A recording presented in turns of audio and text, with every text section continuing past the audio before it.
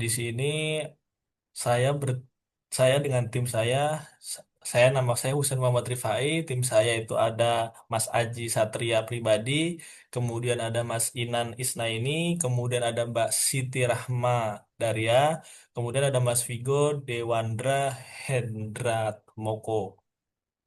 Ya, next, untuk bab satu di sini ada pendahuluan ya.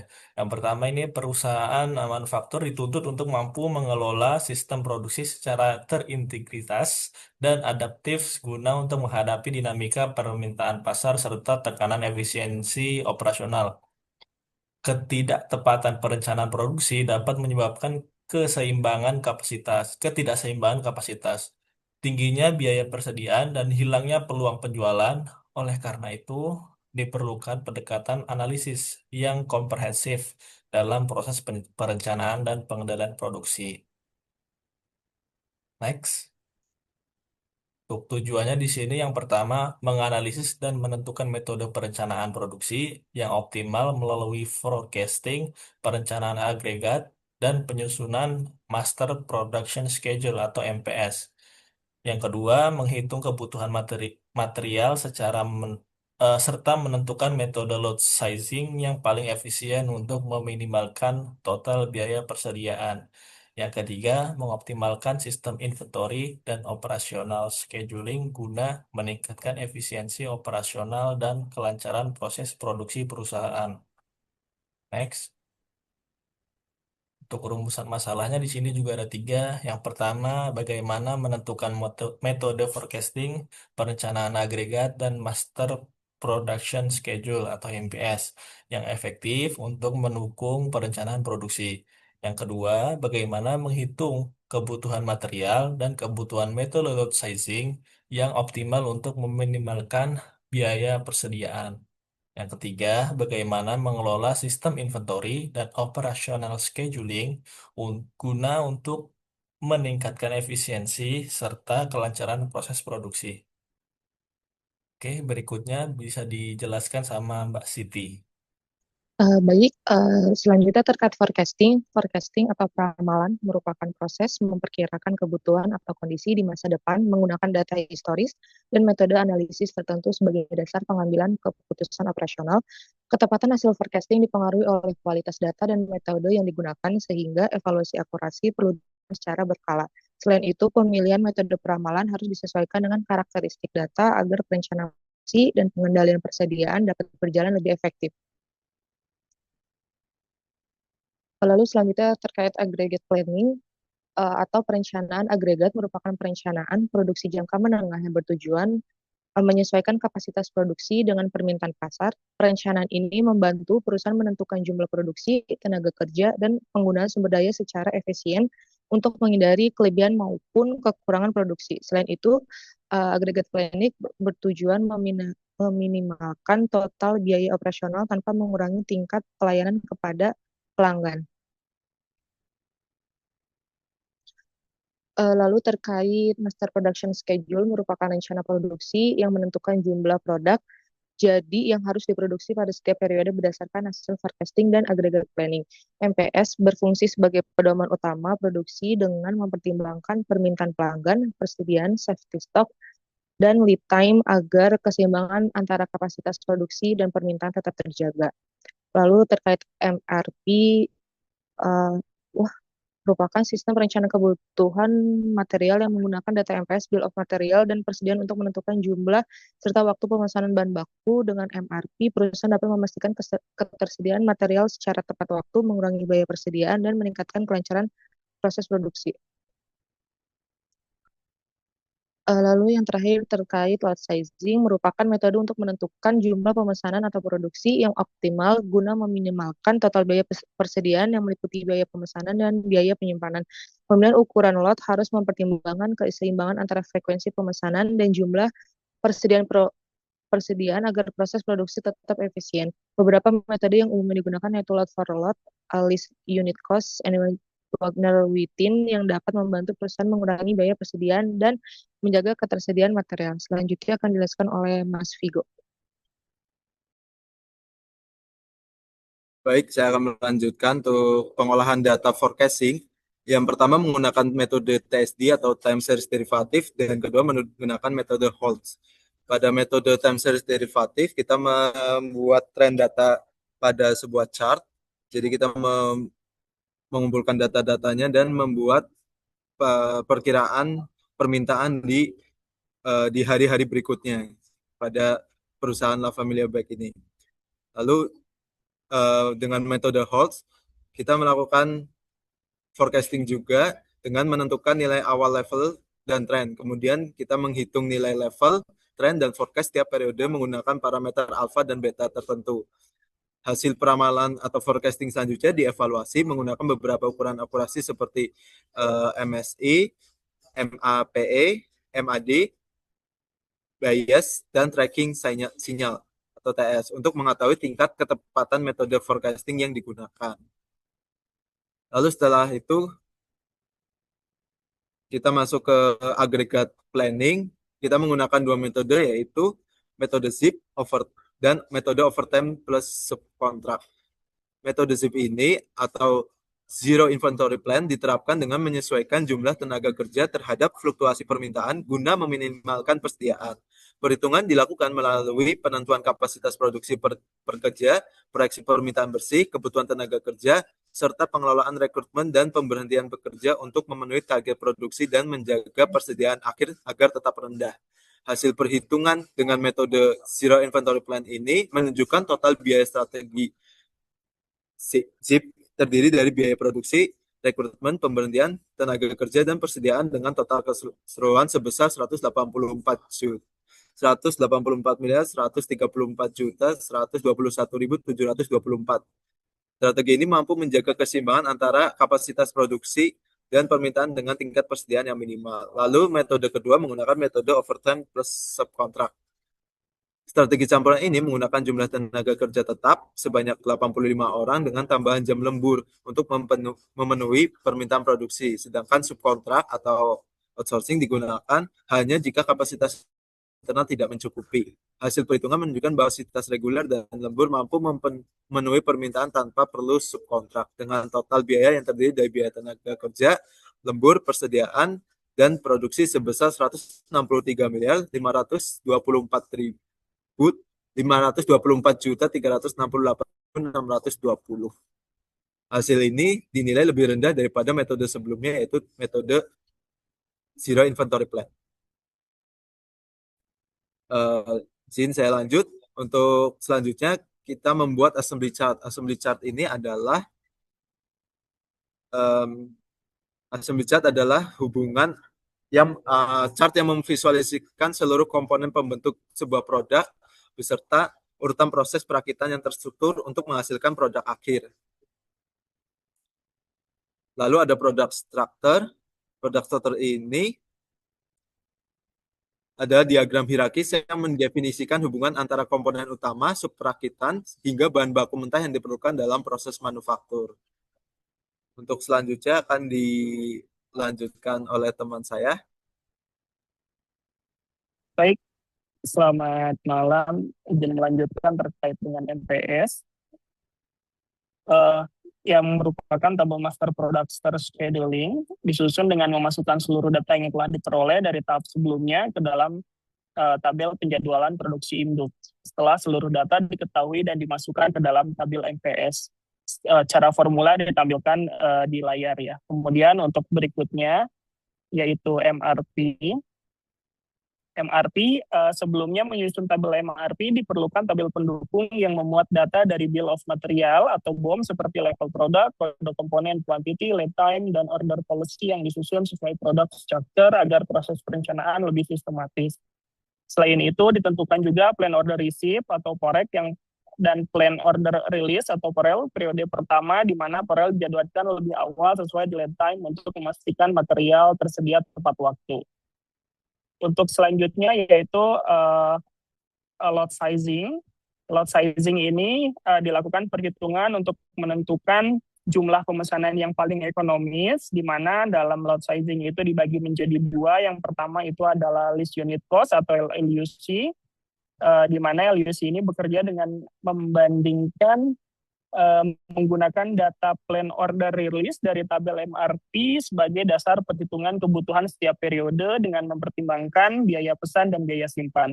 Perhitungan dilakukan bertahap dengan membandingkan nilai biaya rata-rata tiap periode atau CP, dan pemesanan dihentikan ketika nilai CP lebih besar daripada periode sebelumnya untuk memperoleh ukuran lot yang paling efisien. Yang berikutnya adalah Wagner-Wittin.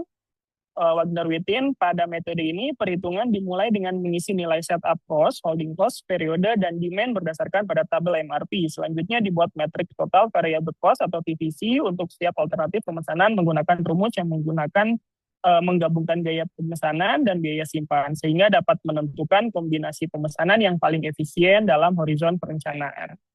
Untuk selanjutnya dilanjutkan rekan kami Mas Aji, silakan. Oke, terima kasih ya Mas Inat atas penjelasannya. Kita lanjut ke bagian inventory control dan Kanban method ya. Jadi next. Oke, jadi ini gambar yang menampilkan tabel perhitungan lot sizing menggunakan metode LUC atau less unit cost yang digunakan dalam sistem material atau MRP produk kilo byte. Jadi tabel ini berfungsi untuk menentukan kapan dan berapa banyak jumlah produk yang harus diproduksi agar kombinasi biaya persiapan produksi atau setup cost dan biaya penyimpanan atau holding cost menghasilkan nilai yang paling minimal. Oke, mungkin bisa next. Oke, selanjutnya kita masuk ke bagian akhir dari laporan ini, yaitu kesimpulan. Jadi kita bagi menjadi beberapa bagian, yaitu integrasi manajemen operasi, di mana sistem perencanaan produksi low back di low family back berhasil mengintegrasikan beberapa metode operasional secara optimal. Kemudian untuk forecastingnya, pendekatan time series decomposition atau TSD menunjukkan tren kenaikan permintaan, meskipun tingkat error peramalan masih cukup tinggi.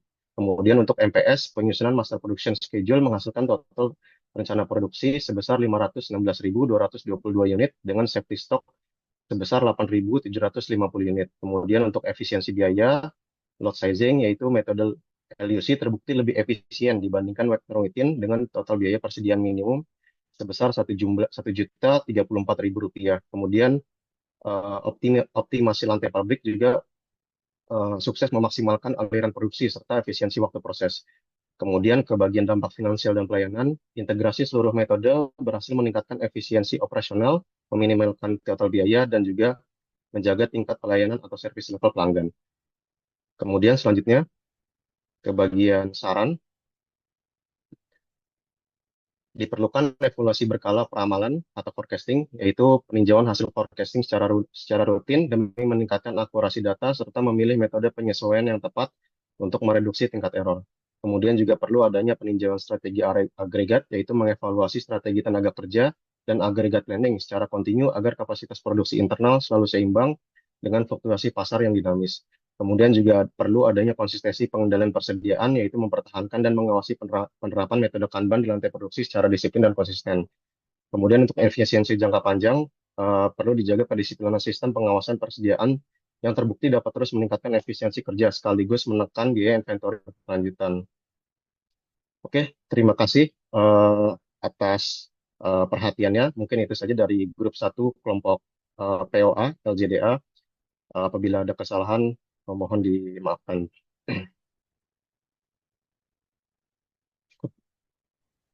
Oke, terima kasih. Oke, pas banget ini 1 menit lagi habis. Oke.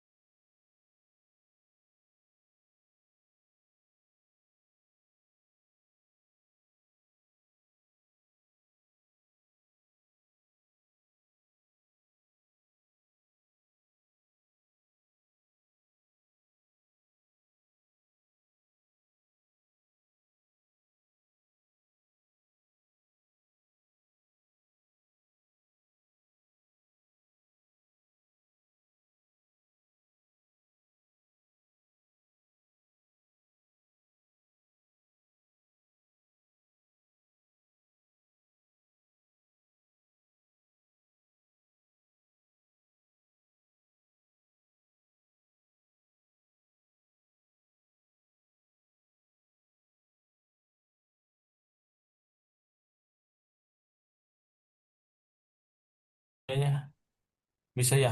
Udah sih, udah record nih. Nanti Ya, masukin ke ininya Mas Husen kan? betul betul. Iya. Aku aku pembukaan aku. Dari slide berapa sampai slide berapa? Maksud Aku paling pembukaan sama bab satu aja sih sampai set berapa itu? Siti mana tadi? aku sih tadi kan udah tahu gitu. Paling dibaginya terus aja kali ya. Ai Mas Vigo berapa? Ini ada 329 sama saran. 9. Buat 66 Ya wis, oke. Boleh 6 selesai gitu. Urut ini. Eh, atau gimana? Ya boleh boleh. bebas. Jadi siapa dulu? Mas Aku Haji dulu. dulu. Oh, Oh, Aji dulu. Oh ya Oh, udah. oke oke oke oke oke. Gimana jadinya? Mas Aji dulu apa aku dulu? Saya 6 terakhir Urut ini aja aja ya. deh, Mas. Hah? Saya 6 terakhir aja Siapa ya. itu? oh. Ini bibir gue merah Oke. banget pakai ini. Begini aja lah. Kak Siti. Terus apa lagi tadi? Mas Inan. Terus Aji ya. Tadi yang terakhir, yang minta terakhir siapa? Iya sih Mas. 6 terakhir. Kata terserah boleh. Itu Akhir-akhir ya di aja. grup ya, urutannya gitu ya. Oke nggak urutannya gitu? Yo, boleh. Itu jadinya aku slide berapa sampai slide berapa? 66 ya? 6 berarti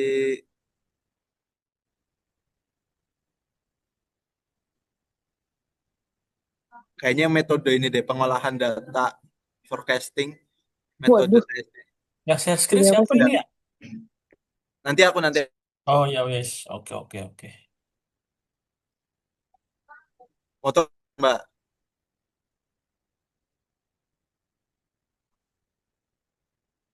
Oh, Ya udah tuker ya. iya boleh bebas. Mas Husen, terus Mbak Siti, terus aku.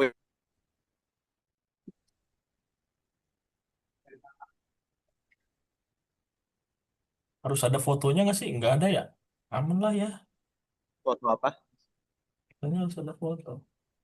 Oh, on cam. On cam. On camnya pas lagi jelasin aja nggak apa-apa sih kayaknya.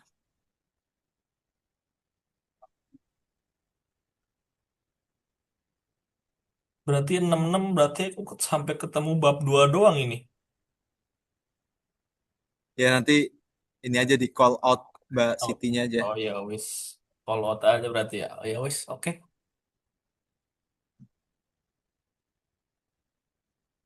Oke ya, Eh, share screen. Sudah terlihat? Udah. udah siap. Yuk. Mas Inan gimana tuh? Udah ready belum? Cek Oke, cek oke. Mas. Sip, sip, ikut. Nanti Oke. on cam ya Mas Inan, Mas Haji, Mbak Siti kalau pas lagi jelasin.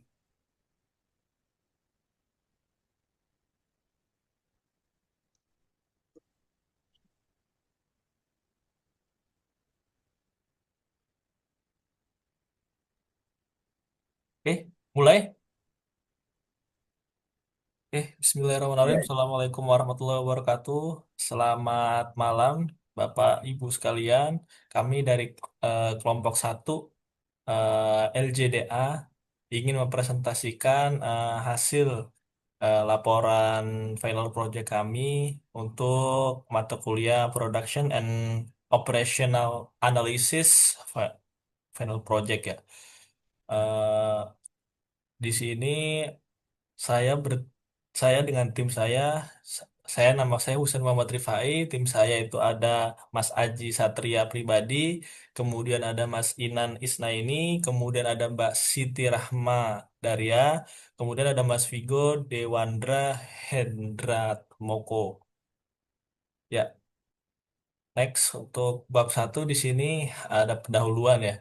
Yang pertama ini perusahaan manufaktur dituntut untuk mampu mengelola sistem produksi secara terintegritas dan adaptif guna untuk menghadapi dinamika permintaan pasar serta tekanan efisiensi operasional.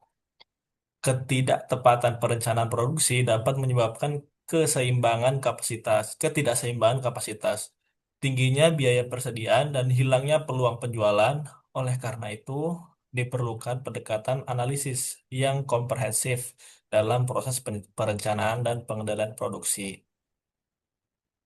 Next.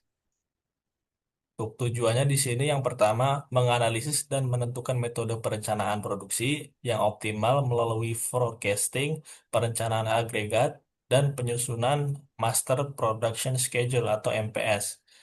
Yang kedua, menghitung kebutuhan material serta menentukan metode load sizing yang paling efisien untuk meminimalkan total biaya persediaan. Yang ketiga, mengoptimalkan sistem inventory dan operasional scheduling guna meningkatkan efisiensi operasional dan kelancaran proses produksi perusahaan. Next. Untuk rumusan masalahnya di sini juga ada tiga. Yang pertama, bagaimana menentukan metode forecasting, perencanaan agregat, dan master production schedule atau MPS yang efektif untuk mendukung perencanaan produksi. Yang kedua, bagaimana menghitung kebutuhan material dan kebutuhan metode load sizing yang optimal untuk meminimalkan biaya persediaan. Yang ketiga, bagaimana mengelola sistem inventory dan operational scheduling guna untuk meningkatkan efisiensi serta kelancaran proses produksi. Oke, berikutnya bisa dijelaskan sama Mbak Siti.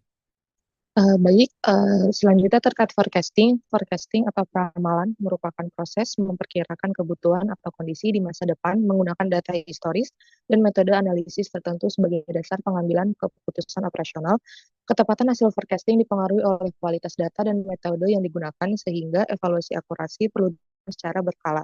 Selain itu, pemilihan metode peramalan harus disesuaikan dengan karakteristik data agar perencanaan dan pengendalian persediaan dapat berjalan lebih efektif.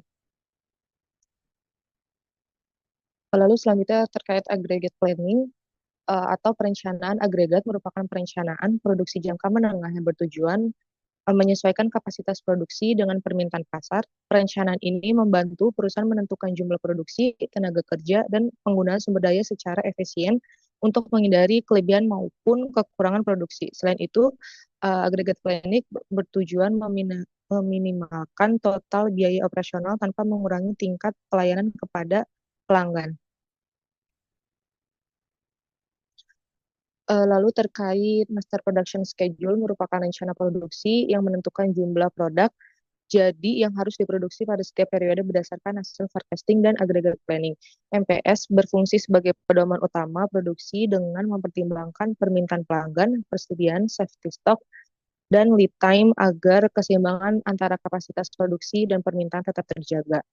Lalu terkait MRP, uh, merupakan sistem perencanaan kebutuhan material yang menggunakan data MPS, Bill of Material, dan persediaan untuk menentukan jumlah serta waktu pemesanan bahan baku. Dengan MRP, perusahaan dapat memastikan ketersediaan material secara tepat waktu, mengurangi biaya persediaan, dan meningkatkan kelancaran proses produksi. Lalu yang terakhir terkait lot sizing merupakan metode untuk menentukan jumlah pemesanan atau produksi yang optimal guna meminimalkan total biaya persediaan yang meliputi biaya pemesanan dan biaya penyimpanan.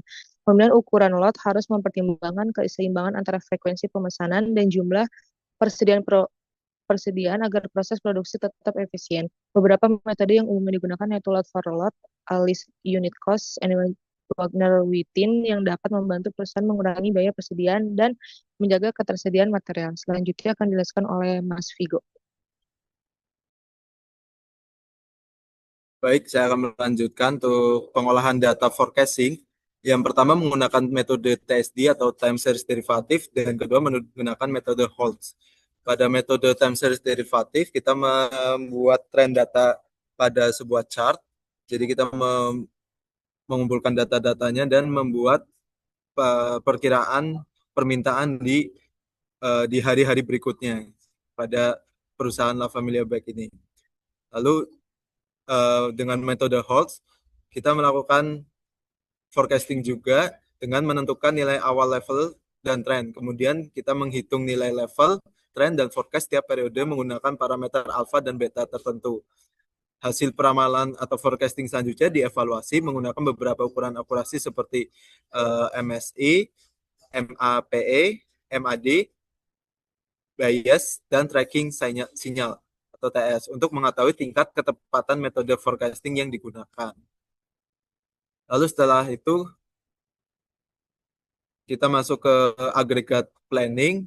Kita menggunakan dua metode, yaitu metode ZIP dan metode overtime plus subkontrak. Metode ZIP ini atau Zero Inventory Plan diterapkan dengan menyesuaikan jumlah tenaga kerja terhadap fluktuasi permintaan guna meminimalkan persediaan. Perhitungan dilakukan melalui penentuan kapasitas produksi per kerja, proyeksi permintaan bersih, kebutuhan tenaga kerja, serta pengelolaan rekrutmen dan pemberhentian pekerja untuk memenuhi target produksi dan menjaga persediaan akhir agar tetap rendah. Hasil perhitungan dengan metode Zero Inventory Plan ini menunjukkan total biaya strategi ZIP terdiri dari biaya produksi, rekrutmen, pemberhentian, tenaga kerja, dan persediaan dengan total keseluruhan sebesar 184.134.121.724. Strategi ini mampu menjaga keseimbangan antara kapasitas produksi dan permintaan dengan tingkat persediaan yang minimal. Lalu metode kedua menggunakan metode overtime plus subkontrak. Strategi campuran ini menggunakan jumlah tenaga kerja tetap sebanyak 85 orang dengan tambahan jam lembur untuk memenuhi permintaan produksi, sedangkan subkontrak atau outsourcing digunakan hanya jika kapasitas internal tidak mencukupi. Hasil perhitungan menunjukkan bahwa kapasitas reguler dan lembur mampu memenuhi permintaan tanpa perlu subkontrak dengan total biaya yang terdiri dari biaya tenaga kerja, lembur, persediaan, dan produksi sebesar 163.524.368.620. Hasil ini dinilai lebih rendah daripada metode sebelumnya, yaitu metode Zero Inventory Plan. Izin saya lanjut. Untuk selanjutnya kita membuat assembly chart. Assembly chart ini adalah hubungan yang chart yang memvisualisasikan seluruh komponen pembentuk sebuah produk beserta urutan proses perakitan yang terstruktur untuk menghasilkan produk akhir. Lalu ada product structure. Product structure ini ada diagram hierarkis yang mendefinisikan hubungan antara komponen utama, subperakitan, hingga bahan baku mentah yang diperlukan dalam proses manufaktur. Untuk selanjutnya akan dilanjutkan oleh teman saya. Baik, selamat malam. Izin melanjutkan terkait dengan MPS. Yang merupakan tabel master product scheduling disusun dengan memasukkan seluruh data yang telah diperoleh dari tahap sebelumnya ke dalam tabel penjadwalan produksi induk. Setelah seluruh data diketahui dan dimasukkan ke dalam tabel MPS, cara formula ditampilkan di layar ya. Kemudian untuk berikutnya yaitu MRP. Sebelumnya menyusun tabel MRP diperlukan tabel pendukung yang memuat data dari bill of material atau BOM seperti level product, kode komponen, quantity, lead time, dan order policy yang disusun sesuai product structure agar proses perencanaan lebih sistematis. Selain itu ditentukan juga plan order receipt atau POREC dan plan order release atau POREL periode pertama di mana POREL dijadwalkan lebih awal sesuai lead time untuk memastikan material tersedia tepat waktu. Untuk selanjutnya yaitu lot sizing. Lot sizing ini dilakukan perhitungan untuk menentukan jumlah pemesanan yang paling ekonomis, di mana dalam lot sizing itu dibagi menjadi dua. Yang pertama itu adalah list unit cost atau LUC, di mana LUC ini bekerja dengan membandingkan menggunakan data plan order release dari tabel MRP sebagai dasar perhitungan kebutuhan setiap periode dengan mempertimbangkan biaya pesan dan biaya simpan. Perhitungan dilakukan bertahap dengan membandingkan nilai biaya rata-rata tiap periode atau CP dan pemesanan dihentikan ketika nilai CP lebih besar daripada periode sebelumnya untuk memperoleh ukuran lot yang paling efisien. Yang berikutnya adalah Wagner-Wittin. Wagner Wittin, pada metode ini perhitungan dimulai dengan mengisi nilai setup cost, holding cost, periode, dan demand berdasarkan pada tabel MRP. Selanjutnya dibuat metrik total variable cost atau TVC untuk setiap alternatif pemesanan menggunakan rumus yang menggunakan menggabungkan biaya pemesanan dan biaya simpan, sehingga dapat menentukan kombinasi pemesanan yang paling efisien dalam horizon perencanaan. Untuk selanjutnya, dilanjutkan rekan kami, Mas Aziz, silakan. Oke, terima kasih ya Mas Inat atas penjelasannya. Kita lanjut ke bagian inventory control dan Kanban method ya. Jadi next. Oke, jadi ini gambar yang menampilkan tabel perhitungan lot sizing menggunakan metode LUC atau less unit cost yang digunakan dalam sistem material atau MRP produk kilo byte. Jadi tabel ini berfungsi untuk menentukan kapan dan berapa banyak jumlah produk yang harus diproduksi agar kombinasi biaya persiapan produksi atau setup cost dan biaya penyimpanan atau holding cost menghasilkan nilai yang paling minimal. Oke, mungkin bisa next. Oke, selanjutnya kita masuk ke bagian akhir dari laporan ini, yaitu kesimpulan. Jadi kita bagi menjadi beberapa bagian, yaitu integrasi manajemen operasi, di mana sistem perencanaan produksi Low-Back di Low-Familiar-Back berhasil mengintegrasikan beberapa metode operasional secara optimal. Kemudian untuk forecastingnya, pendekatan time series decomposition atau TSD menunjukkan tren kenaikan permintaan, meskipun tingkat error peramalan masih cukup tinggi. Kemudian untuk MPS, penyusunan Master Production Schedule menghasilkan total rencana produksi sebesar 516.222 unit dengan safety stock sebesar 8.750 unit. Kemudian untuk efisiensi biaya, lot sizing yaitu metode LUC terbukti lebih efisien dibandingkan Wagner Wittin dengan total biaya persediaan minimum sebesar 1.034.000 rupiah. Kemudian optimasi lantai pabrik juga sukses memaksimalkan aliran produksi serta efisiensi waktu proses. Kemudian ke bagian dampak finansial dan pelayanan, integrasi seluruh metode berhasil meningkatkan efisiensi operasional, meminimalkan total biaya, dan juga menjaga tingkat pelayanan atau service level pelanggan. Kemudian selanjutnya ke bagian saran,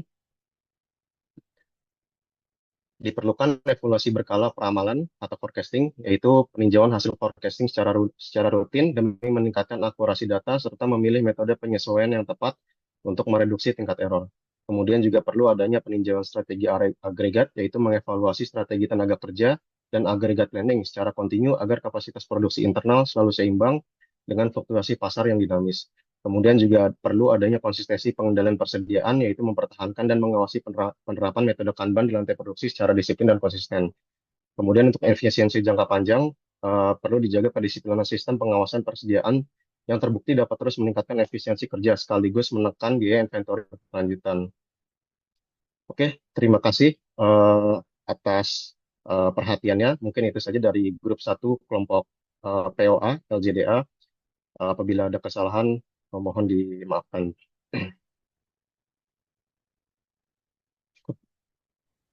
Oke, terima kasih. Oke, pas banget ini 1 menit lagi habis.